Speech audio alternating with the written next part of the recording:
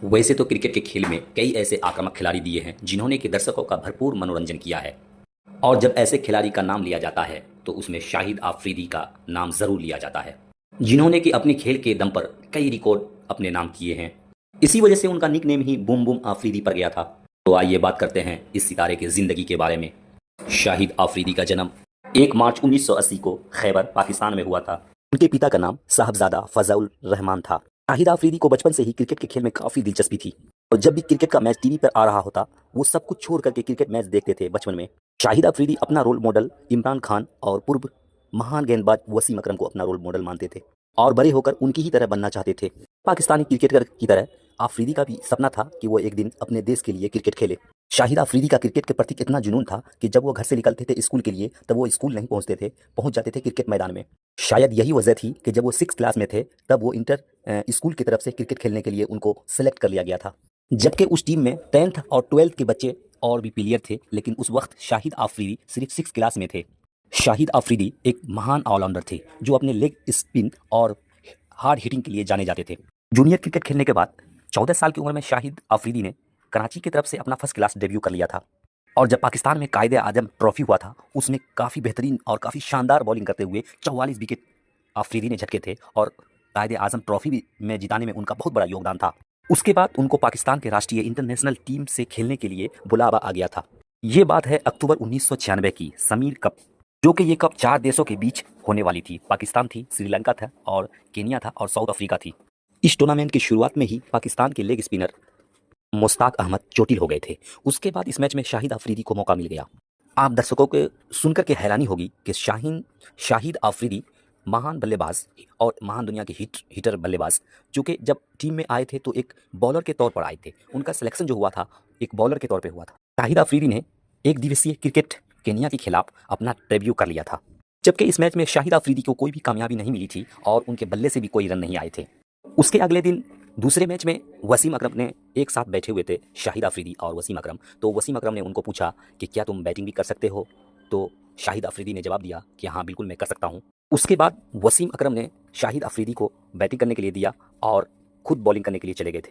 उसके बाद शाहिद आफरीदी ने वसीम अकरम की पहली गेंद पर ऐसा शॉट मारा जो गेंद मैदान के बाहर चली गई। उसके बाद महान गेंदबाज वसीम अकरम काफ़ी हैरान रह गए, लेकिन उसके बाद सोचे कि हो सकता है ये शाहिद आफरीदी का तुक्का लग गया होगा। उसके बाद फिर वकार यूनुस ने शाहिद आफरीदी को गेंद फेंकी, लेकिन फिर भी वही नतीजा, गेंद ग्राउंड के बाहर चली गई। उसके बाद शाहिद आफरीदी ने वसीम अकरम और वकार यूनुस के गेंद पे कई बड़े बड़े छक्के और चौके लगाए। उसके बाद प्रैक्टिस सेशन खत्म हो गया, लेकिन अगले ही दिन वसीम अकरम ने आफरीदी को थोड़ा पहले बैटिंग करवा करके और फिर नई गेंद से बॉलिंग डाले, लेकिन उससे कोई फर्क नहीं पड़ा। आफरीदी फिर भी लंबे लंबे हिट उसी तरीके से लगा रहे थे। उसके बाद वसीम अकरम ने फैसला कर लिया और सईद अनवर और रमीज राजा से मशवरा करते हुए कहा कि अगर हमें एक हीटर की ज़रूरत पड़ेगी तो मैं इस लड़के का इस्तेमाल करूंगा।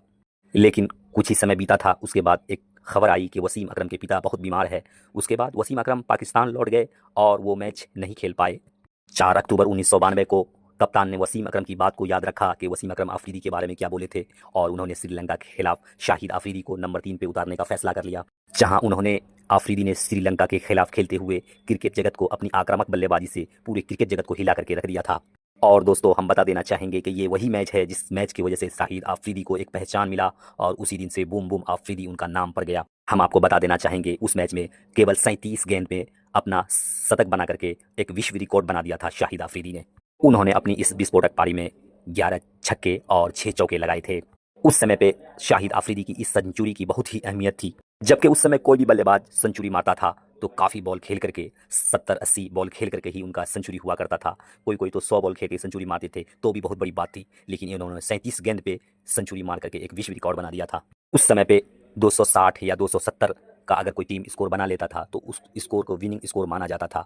बहुत ही मुश्किल होता था उस स्कोर को चेस करना। उस मैच के बाद शाहिद आफरीदी रातों रात स्टार बन चुके थे। उस मैच के बाद पाकिस्तानी सेलेक्टरों ने शाहिद आफरीदी को ओपनिंग करवाना शुरू कर दिया था।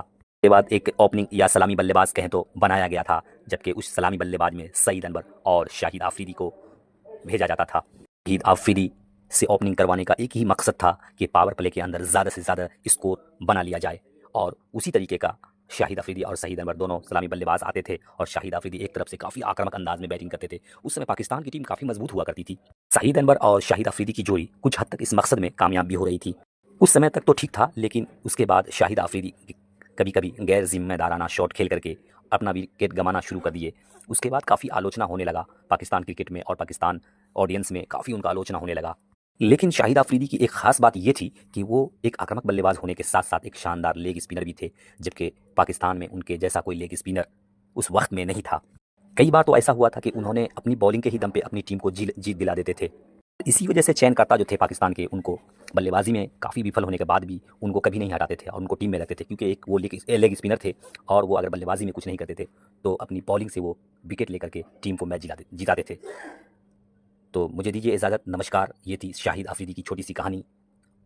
हमारे वीडियो को जो लाइक नहीं करते हैं कर दीजिए, चैनल को सब्सक्राइब कर लीजिए, और इसी बात के साथ हमें दीजिए इजाज़त। जय हिंद, जय भारत।